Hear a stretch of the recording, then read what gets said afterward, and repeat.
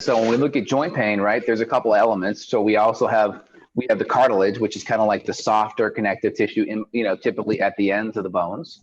So for instance, on your femur and tibia, right, where your knee is, you're going to have cartilage right in between here. You're going to have cartilage with the knees, the shoulders, and the labrum on the shoulder. So you have this cartilage tissue, which is really important. That's a softer kind of connective tissue. And we need certain nutritional building blocks to help with that. Collagen is really important because we aren't typically consuming connective tissue building blocks like collagen, right? We're typically, a muscle meat type of culture, but we need to be consuming organ meats and also connective tissue. And we can get connective tissue by using a crock pot or an Instapot and throwing the full bone or knuckle of that joint in there. We can also get it through bone broth, and we can also get it through collagen amino acids, which are higher in proline, hydroxyproline, glycine. These are really important nutrients that we're just not getting. So we have cartilage connective tissue. And then of course we have the bone connective tissue. That's actually the structure, all the in-between connective tissue structure. That's the solid portion of the joint.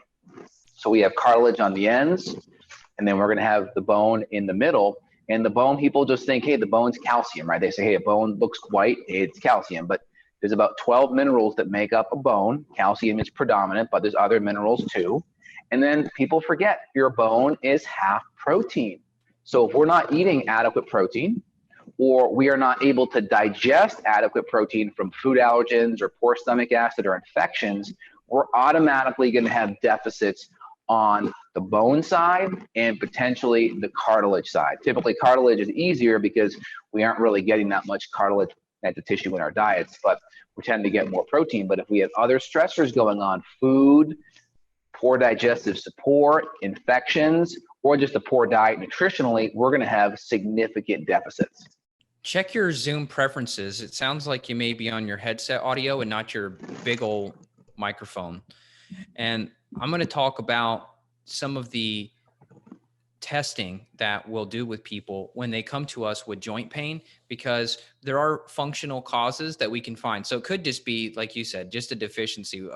If you look at Dr. Weston A. Price's book, one of the interesting things was that he said that when he was looking at these tribal cultures, they would feed the muscle meat to the dogs.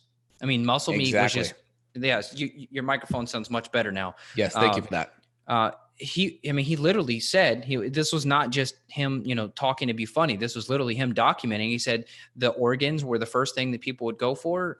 And then boom, muscle meat, just here you go, doggy. And now we pride ourselves in our grass-fed steak, which is good.